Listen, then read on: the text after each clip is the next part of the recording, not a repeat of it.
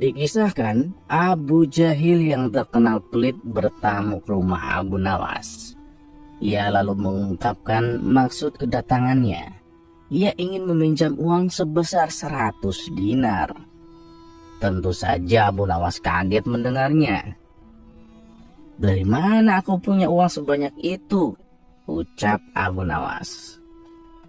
"Ayolah Abu Nawas, aku yakin kamu pasti ada. Pinjamilah barang sebulan," pinta Abu Jahil merengek. Awalnya Abu Nawas enggan mengabulkan permintaan Abu Jahil. Tapi karena didesak terus-menerus, Abu Nawas tak kuasa menolak. "Tapi janji ya Abu Jahil, hanya sebulan," kata Abu Nawas mewanti-wanti.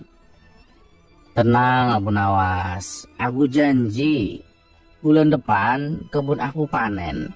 Pasti akan aku kembalikan," balas Abu Jahil singkat. Singkat cerita, setelah sebulan lamanya, Abu Jahil tak kunjung mengembalikan uang. Padahal saat itu kebun milik Abu Jahil hasil panennya banyak dan melimpah. Wah, pahaya Abu Jahil, dia tidak menepati janjinya, batin Abu Nawas. Karena sedang sangat membutuhkan uang, Abu Nawas terpaksa mendatangi rumah Abu Jahil untuk menagih hutangnya. "Abu Jahil, mana janjimu? Katanya dalam sebulan kamu akan mengembalikan uangnya," ucap Abu Nawas. Abu Jahil pun menjawab bahwa dirinya belum bisa membayar hutang. Ia beralasan uang hasil panen kebunnya sudah habis untuk mengobati saudaranya yang sedang sakit. "Jangan khawatir Abu Nawas, bulan depan pasti akan aku bayar," ujar Abu Jahil. Abu Nawas tentu sangat kecewa. Ia pun akhirnya pulang tanpa membawa uang. Beberapa hari kemudian, Abu Nawas mendengar kabar bahwa Abu Jahil sering mengajak kawan-kawannya untuk berpesta pora di rumahnya. Mendengar hal itu, Abu Nawas pun menjadi emosi. Wajar benar ini Abu Jahil. Katanya uangnya sudah habis, tapi malah sering bikin pesta, gerutu Abu Nawas. Untuk menagihnya kembali itu tidak mungkin. Abu Jahil pasti tidak akan membayar hutangnya dengan beribu macam alasan. Akhirnya terbesit di benak Abu Nawas suatu ide untuk mengerjai Abu Jahil. Esok harinya pergilah Abu Nawas menemui sahabatnya yang ada di kampung seberang. Ia pun mengatur siasat dan meminta bantuan sahabatnya itu. Setelah siasatnya sudah diatur dengan matang, maka Abu Nawas segera mendatangi rumah Abu Jahil. "Abu Nawas, kenapa kemari sekarang? Aku kan sudah bilang mengembalikan uangnya bulan depan saja," kata Abu Jahil. "Oh Abu Jahil, kamu jangan salah paham dong.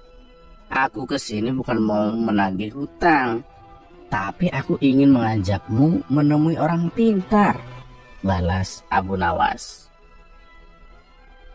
"Menemui orang pintar? Memangnya untuk apa Abu Nawas?" tanya Abu Jahil penasaran. "Jadi begini Abu Jahil, di kampung seberang katanya ada dukun pesugihan yang bisa membuat kita menjadi kaya. Nah, aku ingin mencobanya ke sana," jawab Abu Nawas. "Wah, benarkah Abu Nawas? Baiklah, aku ikut juga ya. Aku juga pengen kaya," sahut Abu Jahil kegirangan. Singkat cerita, sampailah Abu Nawas dan Abu Jahil di rumah seorang dukun pesugihan. Setelah keduanya dipersilahkan masuk, dukun tersebut bertanya, "Wahai anakku, ada keperluan apa kalian kemari?" Abu Nawas selalu mengungkapkan keinginannya bahwa dia ingin kaya tanpa harus bekerja. "Oh, itu gampang sekali. Tapi ya ada syaratnya," ujar dukun tersebut. "Memangnya apa syaratnya Tuan?"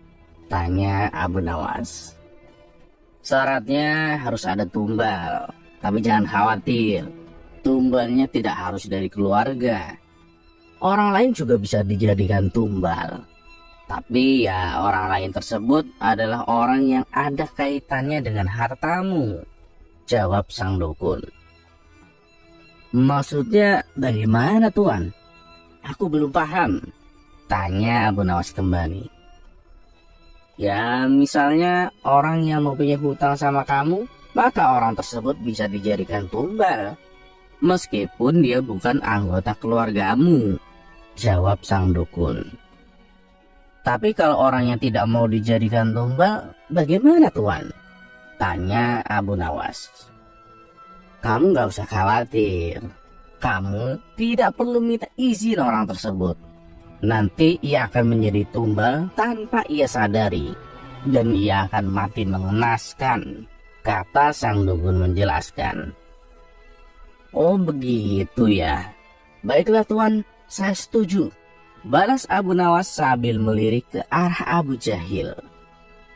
Abu Jahil yang merasa gelagat dirinya akan dijadikan tumbal seketika langsung gemetaran. Kemudian Abu Nawas diajari mantra oleh sang dukun sebagai ritual. Saat tengah malam, sepulangnya dari rumah sang dukun, di tengah perjalanan Abu Nawas berkata, Abu Jahil, utangmu yang 100 dinar kemarin nggak usah dikembalikan. Saya sudah ikhlas. Mendengar itu Abu Jahil langsung ketakutan. Waduh, jangan Abu Nawas. Aku akan mengembalikan uangnya sekarang juga.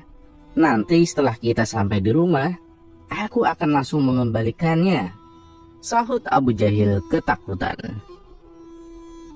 Loh, bukannya kemarin kamu bilang uangmu sudah habis, goda Abu Nawas. Anu Abu Nawas, uang masih banyak. Aku kemarin itu cuma bohong sama kamu, ucap Abu Jahil. Akhirnya hari itu juga Abu Jahil langsung mengembalikan uang yang ia pinjam dari Abu Nawas. Usut punya usut, ternyata dukun yang didatangi Abu Nawas dan Abu Jahil adalah sahabatnya Abu Nawas. Abu Nawas dan sahabatnya itu sengaja mengatur siasat tersebut supaya Abu Jahil segera melunasi hutangnya.